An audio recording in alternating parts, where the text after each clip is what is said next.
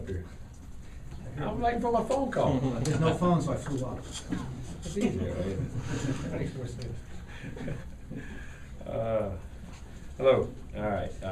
Very proud of our team after the Clemson game. I thought they showed a lot of resiliency in how they competed in the game, dealing with situations, playing every play. You know, we challenged before the game, who are we and what are we going to be? And this team starts to identify itself.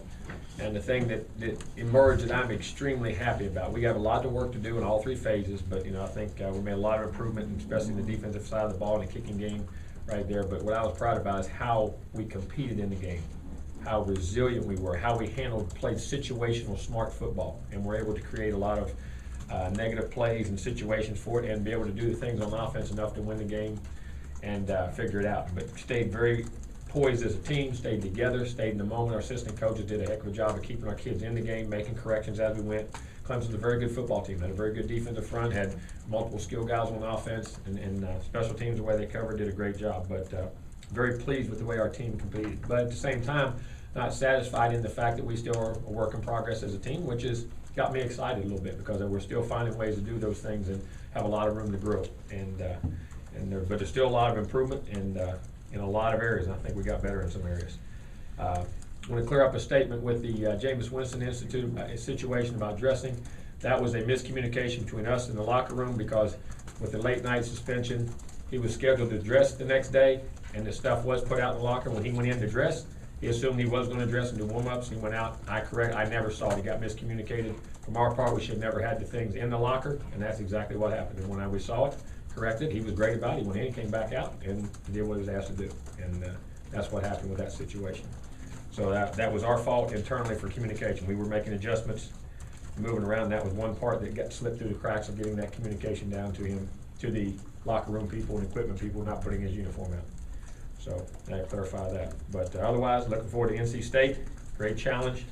NC State has done a great job this year. They're 4-0, scoring a lot of points, moving the ball, throwing the ball. Jacoby Brissett's went up and done a great job. They can run it. They're running it very well. Shadrick Thornton is very physical, and they have other backs that can really run the ball on days. And defensively, they've got some really good front guys. Guys have been around a long time. And some excellent new guys in that predicament. Got some great young linebackers that are covering. The secondary is very similar to a year ago, so they have a lot of experience into the system. You can see they've been 2 years into the system, 4-0, making the plays, getting better each game, each week, and it's going to be a heck of a challenge. We're going to have to forget this last game, move on, get better this week, have a great week of practice, and go play a great NC State team at 3:30 on Saturday. All right, questions? Jimbo, how would you describe from Tuesday to the end of the game Saturday the toll this week took on you and the emotions that you had to go through over those 5-6 days? Well, I think it's a toll on anybody when circumstances are out there. And it's not just coaches, it's myself, it's the team, it's everybody. And again, that's one of the reasons I'm very proud of the whole organization for being able to withstand that. And that's what I talk about, infrastructure and things you put in place for kids, for players, and as a family unit, we like to look at ourselves as that we were able to pull together and do the things we had to do to be successful. But it was trying, but that's what adversity brings. Jimbo, granted, I haven't been here for that many games, but was that one of the more emotional times you were in the locker room after the game? By far, because I know how much it meant to the kids, and the look in their eyes and how hard, when you saw our kids on the field playing, that's one thing. I mean, you can sense the intensity in the crowd, but when you're down looking at a guy's eyes coming in and off that field, whether it was offensive linemen or defensive linemen or kickers or returners or everybody involved in that, you could see the intensity and want to for them. And I think the emotions came from not just us, but it was for them achieving something that it was, like I say, the things you remember were things that were very hard for you. You had to fight, scratch, and claw for. And that's what as much as proud of them growing as human beings as much as anything. That's where a lot of that came from. Jimbo, speaking of that emotion, South and Surrey giving you the game ball in the locker room, what did that mean to you? It meant a lot because, in which I've never taken a game ball, and very proud to have done it when somebody, I think it came from the players and the coaches and everyone involved, and to me we rallied to each other, and they did a great job of supporting me in all the different things because my time was spent in different areas and different places at the time doing that circumstance. So it was trying to make up that time and get enough here, enough there. But that's why you're the head coach. That's part of the job. And people don't care what matters. It matters do you get the job done. And we were fortunate, and our assistant coaches and players really picked that up. Coach, can you talk about Sean going through the same thing, thinking first he's gonna play half a game, then the last minute he's gonna play a whole game? I know, we're changing and going through procedures, and I thought he did an outstanding job as far as handling his emotions, the presence. I mean, he made some really good plays, he made some plays that weren't as good. I mean, that's typical for a first-time starter in a game of that magnitude and situation, and the opponent, the quality of the opponent, especially with a rush that can affect you the way they do up front. But just him as a competitor, again, just watching him handle it and staying and coming off, making his corrections, going back, handling it very well. Extremely, extremely proud of him, and I'm glad, that's a heck of a way to get your first inclination into college football when it mattered, and for him to do that and what he stood for, again, I was extremely happy for him, and I think that'll really help him going forward in his career. How do you see him this Monday, maybe compared to before you saw him go through something like that? Well, I mean, as a guy that, because you, not a guy that you knew, you felt very good about, you felt comfortable about, now I know. And there's something to knowing as compared to still not knowing. And it was nothing he could control until he actually gets out there. But I mean, you look at that guy's eyes and you know that he's went through the battles and the, trials and tribulations of a game of that magnitude and the ups and downs of it and come out successful. I mean, you have tremendous respect for him. Jimbo, it seemed like in the second half, it seemed like after you lost Mario, that Eddie and Casher and some other guys stepped up. Is that because they felt they need to? I did, and I just think that's what, when you get to compete, it's not that they need to, they just know they got to. There's a difference knowing you should and you gotta. I mean, the urgency of having to do that, and I think it goes back to, hey, that's what we have to do to be successful. And that's what I say, when one guy goes down, the other guys just keep stepping up, and that's what great teams and great organizations are able to do. And Eddie Goldman was, wow. Man, they'd hurt his ankle more often. No, I'm saying that. I mean, that guy was dominant. I mean, that's one of the more dominant performances we've had around here. I was like an old guy we had around here a year ago that could really dominate inside and play and with length and do some things. And Chris Casher stepped up, and Reggie Northup, I thought, inside. Now Lawrence and them guys, all those guys up front really stepped up. But Eddie and Casher and those guys did a tremendous, tremendous job in that result. I mean, Eddie was dominant in the game, very dominant. Jimbo, do you believe in a clutch gene as far as, and Rashad Green seems to come with a lot of big plays at big times. Do you believe in something like that? I don't know if it's a clutch gene or it's the power of preparation gene. The guy prepares for moments like that because he practices like that, he trains like that, he thinks like that, he gets the players around him to think like that. And this is not just in a big moment situation, this is the way he lives his life every day. Do you think the suspension kind of makes Jameis think about things a little bit different right now? I definitely think it does. I mean, I think any time you're called out and you make a mistake, I think it does. And then we have to learn and process and move. Hey, Coach, to follow up on that, you said for a couple months that you're helping Jameis get educated and learn to make mistakes, but yet he still kind of makes them. What is FSU or the coaching staff doing to kind of help put that through him? We're going through another educational process, and we have a lot of things in place, and we'll keep those internal. And those are from within there, and there's plenty of things with not just only him, but all the other players, because this is a learning lesson, not for just Jameis, but for all the other players on our team and the situations that they can go through and what happens. And that's being part of a college kid as far as having to learn for the other guys. Now he's got to, he's got to stop that and do it. But we have a lot of things already doing internally and have done and will continue to do for his further education. Jimbo, he talked before the game about what it would probably be like to miss a game, but after you spoke with him after the game, how much was he affected from not being able to be out there? Tremendously. I mean, and I think you could see it on the sidelines. His ability to affect guys was still in a good positive light, and he was a great influence for Sean and the other guys on the sideline. And it was not show or go; it was just something heartfelt. And again, they feel that way toward him. And but I think it really did. I mean, he did it at home. There's no doubt. How did you come out again from a health standpoint? I'm sorry? How did you come out again from a health standpoint? We're pretty healthy. I mean, Mario got banged up, but look very optimistic about where they're at now. Saying that with those situations, I mean, you don't ever know. But I feel they're in a good place. They're in a good place right now where they're at and what's going on. And some other guys, just nicks and knacks that we're still waiting to get some more tests and look at and how they heal, but pretty good. How much does it help you guys? You talk about. Scared me, yeah. Sorry. Yeah, Tracy, I was looking back there. You jumped me.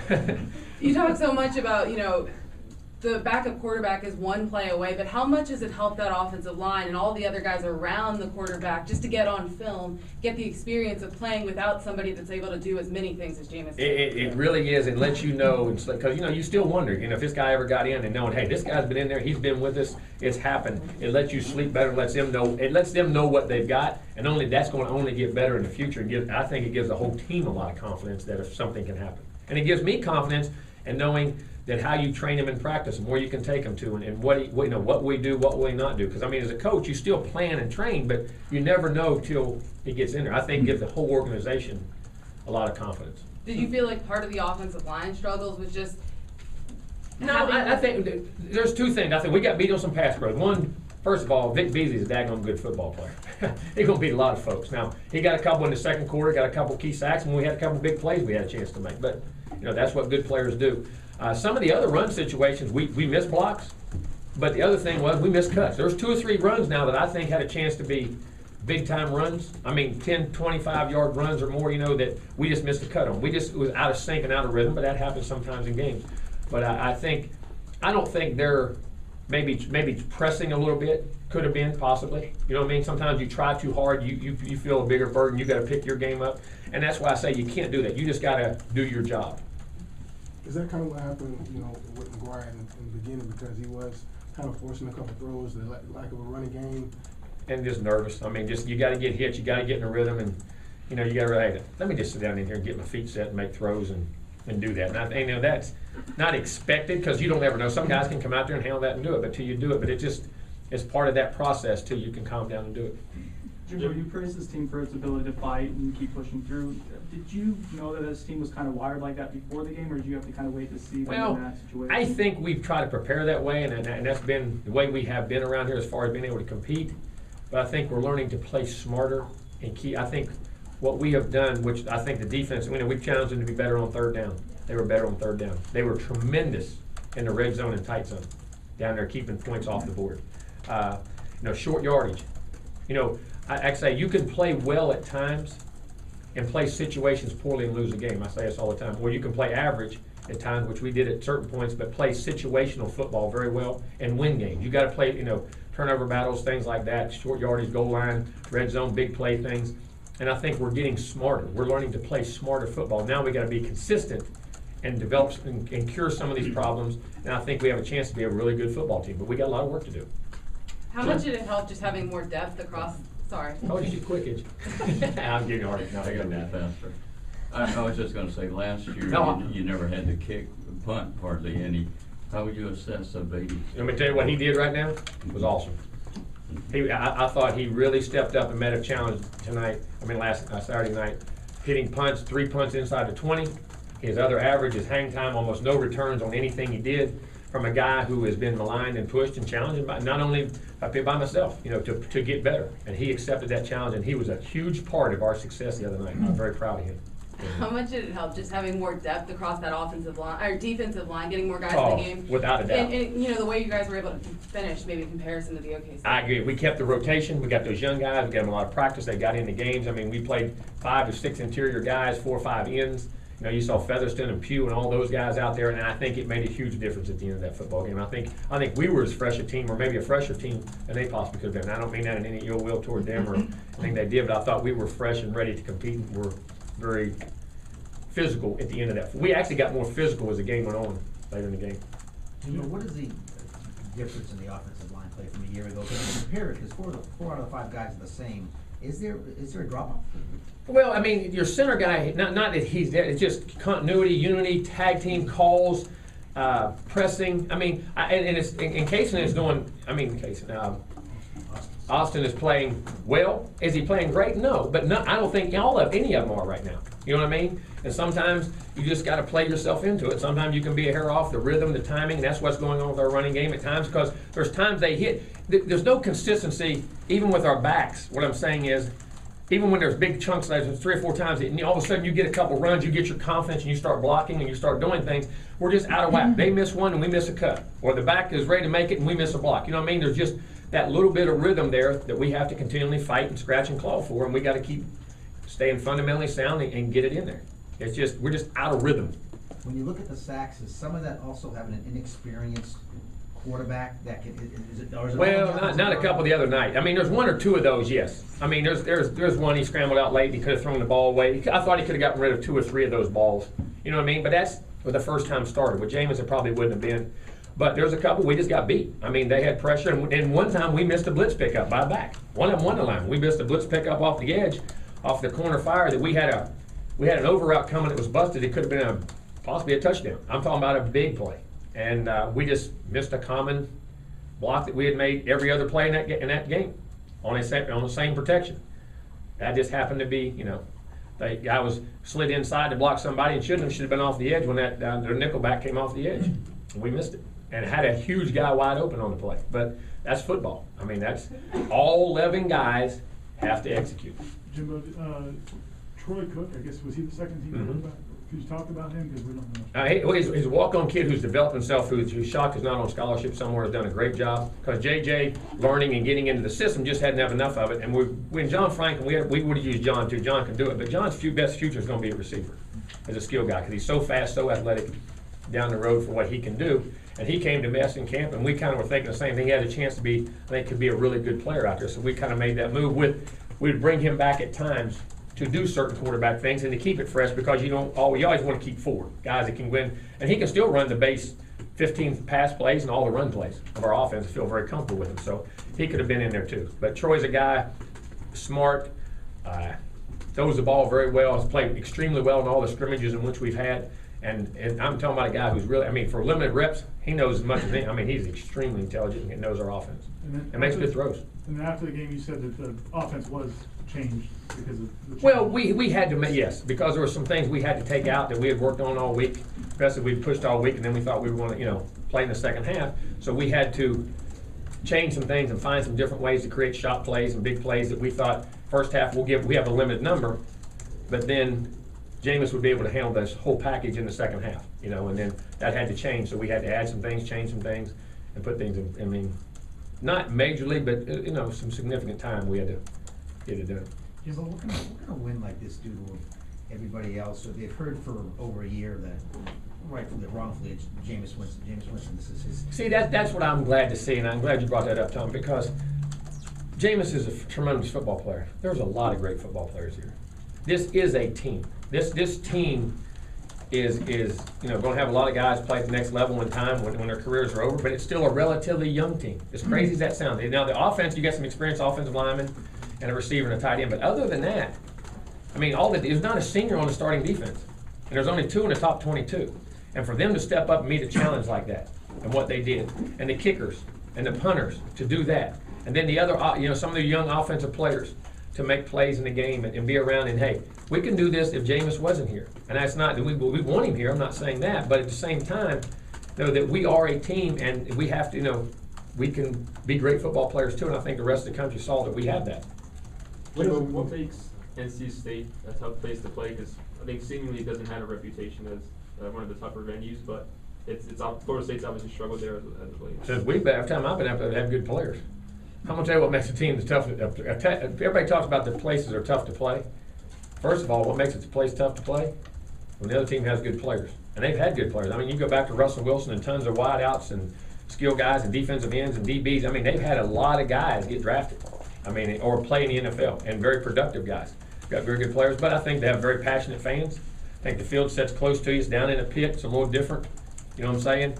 And they have a very passionate fan base, and they have good players, and they're coached very well. And I mean, you combine all those things, it makes for a tough venue. Can you talk to this team about what happened 2 years ago, just to make sure that doesn't happen anymore? No, we talk about that all the time. We don't just talk about the NC. We at different times when I see us lack or be lackadaisical, I bring those issues up at different games in which we have not performed that well. Seems like Bobo might be emerging a little bit. I'm very pleased with him. One-on-one, can get open, run different routes, really able to be moved around different positions. And he's still learning, getting better, but he has a lot of potential. Bobo's becoming is going to develop into a heck of a football player. I'm proud where he's at right now. I like the steps he's taking. Jimbo, Brissett at NC State's the guy you recruited. Yes. What are you seeing out of him? What is he doing well? Extremely strong arm, big physical guy, great competitor. When you sack him, you got to get him on the ground because he's so strong. Can make all the throws across the field, deep, short, intermediate. Think of him as a big guy, but how well he runs. Guy runs really good, I mean, moves around good for a big guy, and is a tough guy and a leader, and he'll be ready to play, being from the state of Florida and transferring up there and knowing the guys on their team. I think he's an excellent player. You've seen a huge difference in their offense in 1 year. What kind of challenges are there coming off an emotional win like Clemson and you going on the road to play a, Well, I think that put this one behind you. This one's over with. Learn from it, move on. And listen, don't be relieved that you won. Understand why you won, went on, and then now our chances to get better. We're not, because this isn't where we want to go. We got to practice better and keep improving as a team to go to the next step and do the things we need to do. We have challenges with that. is that something you kind of hammer home over? Oh, no doubt. Okay. I hammer. Yeah, Already when been they- hammered right after the game. In the first half, when a lot of things were not working well, it seemed like O'Leary helped McGuire get his confidence up because he was solid on some of the passes that he. Oh, he did, and they know. I mean, Nick's always a guy that's going to get over. He and Rashad really got that going, and then Bobo got into it, and we got into a rhythm and changed some calls and got the ball out of his hand a little quicker, and got him some confidence in what he had to do. What does it mean for you to get your 19th straight win? It doesn't happen too often. I ain't even thought about it. I'm worried about playing well and practicing well this week. I don't even think about that. Coach, it seems like he's sometimes overlooked, but talk about Nate Andrews and his ability to be in the right place at the right time. Well, and the other thing is, you gotta look at special. I don't know if he didn't make every daggone tackle. I mean, other guys force plays, but he ended up making tackle after tackle after tackle. I mean, made a bunch of them, and he has an instinct to play the game. He just can feel things, see things, be in the right place. And he makes mistakes. Sometimes you don't see it out there. He gave up some over routes out there a couple times and made some bad plays, but that guy's a competitor, man. I mean, he puts it all out there, and he has an instinct to play the game, and just, like you say, when the ball's on the ground or somewhere, he just happens to be in the middle of it every time. Coach, with the season only being a month old and Florida State being the only team in the top 25, do you ever stress Being the only team what? in the top 25 from the ACC, do you ever stress or wonder what the national perception does with the ACC and with FSU? You know, something, I don't care, and I don't mean that in a negative. I mean, I think it's bad because I think the ACC has a great league. Now, it's not that I don't care, I can't control it. So all I can control is getting our guys to play well, and that's being where we need to be. Keep the main thing, control what you can control. I got enough problems, everything we got going on as far as getting our team better. So, but why BC won, beat USC and all those, I mean, we got a lot of good football teams in this league. I mean, and it's a very good league. But I can't change, the only way I can change perceptions is play well. Nate talked about when he first got here. I'm sorry, who? Nate Andrews. When he first got here, he didn't feel all that confident. It takes a while for him to come out of his shell or for him to really feel comfortable. Well, I mean, think about this. When Nate's coming over here, hasn't been recruited, he had 1 or 2 offers. He's coming into a group of guys that's been recruited all over the country, and you're thinking, if I'm a young man, I'm confident, but deep in my soul, I'm thinking, man, can I really do this? Am I good enough to play with these guys? Don't think guys don't think like that. But then all of a sudden he gets out there, he forgets all that, and he just competes. And I think once he realized he got on the field, and our fields were 100 yards long, 3 yards wide, and had goalposts on the end, we put pads on. It's because they said he was supposed to, but these guys were great. I'm pretty great too. And I think it's just a matter of time till we got his reps and fit in. Jimbo, he didn't end up making the tackle on the play, but on the 4th and 1, Goldman just. Oh, he blew it up. Reggie Northup made a good check. They had got an unbalanced line. He checked the line, got him moved over a guy. And so say Goldman, I mean, think about this. The play before the high snap on the goal line, they caught him a hair off. He was just a hair offside. But he blew that center up. Don't think that wasn't on his mind on the next snap. I mean, don't think him blowing that guy up on a short yardage play. Don't think on that. I mean, all the big plays he made in that game, causing that fumble at the end of the game instead of, I mean, just because, that's what I say, stats are very deceiving. I mean, we get caught, we're a number society of how many tackles or catches or throws or runs or, and because that's the way you can only, as an outsider, if you got to break the film down, it's the only way you can judge, and I understand that. And that's why baseball sometimes, it's such a numbers game, getting off on a tangent, but sometimes you guys will turn double plays in the middle of the infield and do things, and numbers don't tell the whole story of a player.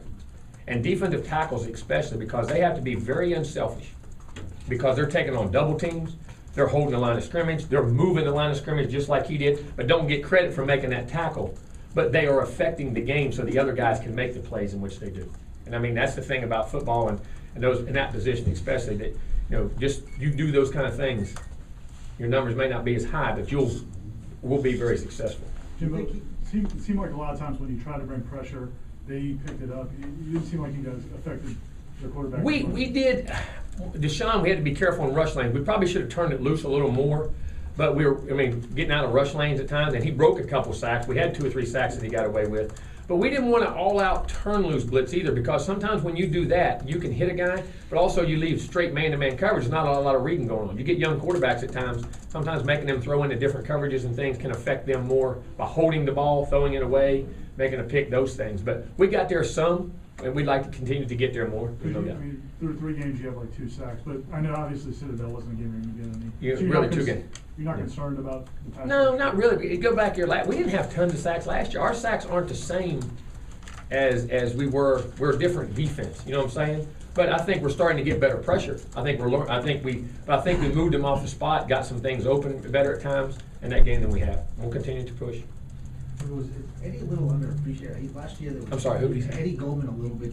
It seems like underappreciated. Last year, Timmy's getting all. I said that last year. Mario. I said, last year he was a much better player than we thought, but we were so enamored with Telvin and Timmy and all the other guys, you know what I'm saying? And I think now it's, you still hear Mario and all those guys, but this guy, and he's starting to play like it. He's always had the ability and done it in a solid way. Now he's starting to make exceptional plays. You know what I mean? I think I am. The offense struggled a little bit in the first half. What adjustments No, did you struggled make? a lot. We didn't struggle a little bit. You don't have to be nice. No, we had some. We just had some miscues, got out of rhythm, and then had one drive. Go ahead. What adjustments did you make at halftime? You scored on the first drive. We were losing first down. We weren't getting enough yards on first down to be able to convert third downs and get drives. Everybody worries about third down sometimes, but we were bad on first down. We tried to throw it early because we wanted to make sure they respected it. Then we went to running the ball a little bit, and it didn't go, and he had many possessions. And so we went out and said, okay, how can we win first down, get the ball to playmakers, get in a rhythm, let our guys know they can pass block them, so later on we can create some big plays in the game and get a rhythm on offense. We went to a ball-controlled passing game to getting quick strikes, 3- and 5-step drops, getting balls to playmakers, spread the field, on the move, trying to run, and things we did, and got Sean some confidence, and then they had to respect, and we hit some runs, and he made enough runs to do what we had to do. Jimbo, NC State hasn't had a very tough schedule yet, but for a team that struggled so much last year, is it sometimes maybe just more important to teach your team what it's like to win? No doubt. No doubt. Just like I said, before we won a national championship out here, right?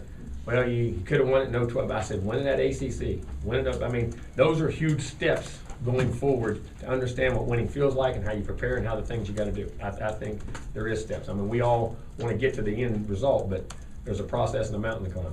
Looking back at the last trip to NC State, could you say that was a turning point for the program in any way, the way the loss occurred? I don't know if it was a turning point. I mean, it was some awareness and wake-up call and everything we do. But I mean, knowing that you had a game and you let it slip away, and that athletics, it happens. Hopefully it doesn't happen again anywhere. But those are tough situations that are learning curve things that you have to move on from. And I don't say it's a turning point, but I think it was a very good learning point. You lost so many leaders from last year's team, and then you lost Jameis for that Clemson game. How curious were you to see what guys stepped up? I don't know if I was curious or nervous or what it was, but very. And I tell you what, halftime by some of the guys that were our leaders but weren't very vocal, that became vocal. But like I said, like you made the point about Eddie and Casher, not that they saw that there was a definite need to step up and play at that level. I saw some guys in our locker room that, I'm a leader, I'm quiet, I'll do it quietly, and I can affect guys, and all of a sudden, I need to be vocal. And I think that's what, if we can build on this and go forward, the identity and some personalities are beginning to change. Guys are starting to step in different roles and accept that, and that's what I'm excited to see that we can carry on with, and that's a big point of it. Did you have any guys that impressed you or surprised you maybe? As crazy as it sounds, Rashad Green. Because Rashad is so quiet. I mean, Rashad would do it privately, one-on-one, by his look, by his work ethic. He became unbelievably vocal at halftime. I mean, to some big dudes. And for them to look, I mean, he was one that I was extremely proud of. But you can't force guys, and I call it putting a square peg in a round hole. You can't some guys are totally uncomfortable coming out, and you push them and you push them. And sometimes you even affect their play because they try to be somebody they're not. You know what I'm saying? it has to, you have to let them know if it happened, but it happened on a need basis, not a me wanting him to. You understand what I'm saying? And I think that is a different animal. When it actually, his play went back up in the second half, and I think that's where this team is starting to emerge, and I'm happy about that. Did you know Rashad had that in him? I'm sorry? Did you know Rashad had that in him, that locker room speech? Not, I mean, you know he's got it in him, and what he thinks and how he does it, not vocally.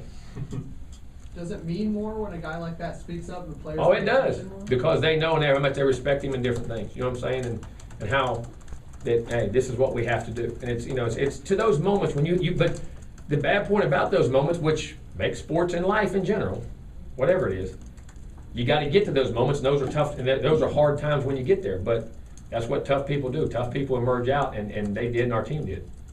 All the commotion, it's been around Jameis actually for quite a while now. Uh-huh. Does that have any effect at all, do you see, in the locker room and his leadership ability with his teammates? No, they love it. Because, and I say that because they see those parts, and it, to a lot, it does, I mean, you can't do this because it affects all of us. But at the same time, they also see how hard he works, how he prepares, how diligent he is with them at times. So it has not affected that part. I mean, Jimbo, the NC State loss 2 years ago, you said now is kind of the learning point, but at that time, you know, what did that loss feel like? Because it kind of knocked you guys out of the championship picture. It was very tough, very frustrating, very point blank. But I guess another thing that we had to go through that make us the team we are now. And I think that loss may have had a huge impact on what happened the other night. The guys at that time had chances to do some things then that, you know, we're not playing our best, but, you know, we still got to figure out a way to play a situation, play smart, not give up and not give in. And I think it had as much to do with how we played the other night as anything, because I think we learned from that. And against Auburn as well last year, same type of thing where they. Yeah, that was different though. That was different in that we actually were trying too hard early in that football game. I mean, that was a game of wanting something so bad that you didn't even do base things. Again, I keep telling y'all said, boy, y'all made unbelievable adjustments at halftime. Didn't adjust anything, not defensively or anywhere else. Just calm down and be where you're supposed to be and do what you're supposed to do. I mean, I know that sounds crazy, but that's all. That was a totally different. Now, the resolve to keep competing and finding ways to. It's easy to say, hey, just make your changes, but when you think about this, it's like when you get mad or upset. All of a sudden, within 3 seconds, all right, change it and be happy and fix what's fixed. Well, sometimes that takes you a couple hours to unwind from getting upset or whatever it may be. And that was, I think, now that point of the Auburn game about being able to make the adjustments and see what was wrong and take a deep breath and go back to your fundamentals and play and do that, I think from that standpoint, most definitely. We're learning to do that and being able to, and believe, not only learning, but believe we can do that and still make a difference in the game and still be victorious in the game. If that NC State game made a big impact on players, now what about you as a coach? How did that impact you as you developed? Well, you learn how to find ways to affect them and get them back in that mode and coach them better and make better adjustments or whatever. I mean, whatever needed to be done, whether they're adjustments, whether they're emotional adjustments, whether, you know, maybe pulling a guy for a couple plays to get his bearings back or how to adjust your team, you know what I mean? Whatever it may be, how to maybe change a call, change something you're doing, you know what I mean? And to just keep self-evaluating everything and process all the different phases around it to be able to get out of it. Now, it's tough. It's extremely tough. During the bye week, you talked about wanting the defense to get a little more physical. Did you see that? Yes, I did. I mean, I thought we were much more physical and took blocks on better and made the plays, especially you can see the short yards, red zone, goal line situations. Those guys grew up in the second half of the defense. I know you talked about. Oh, I think they definitely did. I mean, they really did. I mean, you saw a lot of want to and love and caring in there, and guys that, you know, you heard them saying, "We're not losing this game. We're not losing this game." I mean, it was a look, it was a proud, and I guess that's why some of the emotions you talked about earlier. I mean, because you saw guys making that commitment to, as I say, laying it all out there. Jimbo, as far as the touchdown pass that Rashad caught, he had caught some short and medium range ones. Did he have that guy set up? Well, we actually hit that play a couple plays before, and what happened, if you remember, Rashad snapped it off. The guy went high, and he hit it for about a 20-yard gain, caught it and went out of bounds. Yeah. And it was the same route, so the guy, again, refilling the same route, played a little more low hip Yeah. And we've got the ability in all those routes to adjust them high, low, or the angles based off the leverage of the defender. That guy low hipped it, Shaw gave him a little head nod, a little lean on that, and kept it high, and it got him off balance, and we scored. I mean, but we had hit that play 2 or 3 plays before, and he'd give up a big gain there. So your natural inclination is, well, he's going to work it low, so I'll play it low, and Rashad, that's what experience does. It looked like he tripped, but was maybe more that he might have felt for Rashad? I think a little lean and bob, and sometimes you can't even see the bot. You feel a guy, when you're riding a guy in man, I mean, you have to feel him. You know what I'm saying? When he leans and does, and it's not even, sometimes in film, you don't catch it on the field. I have to look in film and you'll catch it, the little nuances in which they do, and was I think that's part of what happened. Jimbo, that kid's a pretty good cornerback. Oh, he is, yeah. Was he kind of shadowing Rashad wherever he went there in the second half for a portion of it? He played a lot of man. Well, he was always a weak side boundary corner, and Rashad plays a lot of weak side receiver. And as good as he is and is going to be, a freshman going up against one of the best. And that's what we went back to at the end of the game. We had to find ways to get 80 and 30, those guys the ball in different situations, and if they're one-on-one. If not, you have to go away. But if they're one-on-one, we had to get balls to playmakers. Was part of your play calling getting a feel for what Sean was comfortable with? Yes, it was. It was. And what we could protect and move in the pocket and then taking shots. And then the bad part about it was we had some shots open early that we got sacked on. We had some chance, and then he couldn't get that confidence. And then he let one slip one time. And we had a couple posts that he didn't see. We had one of them was big time open. That was about 10 yards behind the guy. But that's what happens with a new guy. And getting him in that groove and feeling because what you can see. Your eyes are the most important thing. And off play, could he handle that play action? He did him well, but overall the guy still played very good. But we left opportunities out there because of offensive line or backs or because of him too. I mean, but that's going to happen. Coach, I want to touch more on Jameis and his relationship with his teammates. You said that, they love him, they respect him, and I think he said before that I've got to be me or I'm going to be me. He's got to be me under the context that he needs to be me and be smarter about the decisions and the things he says and does. And that's the way all society, we have to be in society today, because you can have fun, but you can't do it at the expense of others or circumstances or situations. That's the rules of the game. That's society. I can't do. I'd love to go out there and be carefree and fun loving, and it's you can't do that. There's an example and a respect you have to have for your organization, your family, and the things that go on that you just cannot allow to happen, and can't do that. It's a tough balance you have to strike, carefree in terms of the guys love it. It is. You're exactly right. Again, every decision, is it based on what's best for your family, your organization, and the things that you represent? Does he fully understand, you think, the impact in the face of being college? You argue he's the face of college football, Heisman Trophy winner. Well, and they showed him 48 times on ESPN the other night. But does he get... Were we out there? Coach, does he fully understand the responsibility that goes with that? I think, yes, I say he does. But at the same time, he has carefree moments, and when he does spontaneous things that he has to make better judgments on. Again, and I say this, and it's not out of defense. I do not condone, I said the other day. But Jameis is not a bad individual. He makes some poor choices on spontaneous situations to get him, not attention, make people laugh and other people feel comfortable, and that he does like interacting with students and things, that he's not a guy who, I'm a jock and I can't relate to you, I can't be with you. You know what I mean? And I think he has to be and he needs to continue to do that, but he needs to do it with better judgment. Well, you've been around sports for a long time. Have you ever seen this kind of attention on one college athlete? Obviously some of it was brought on himself. No, exactly. It's the perfect storm. And what I mean is, the way things are now, his situation of being such a very good player, and we're #1 in the country, and then situations he has put himself into, or from the acts and the things he says. It's just a perfect, and that's our media world today. And hey, that's what it is. They're doing their job. We have to be smart and do our job and represent Florida State in our program, and himself and his family, very positive. Which, again, he has made some poor choices at times. Anything else? Good one in, though. See you in it.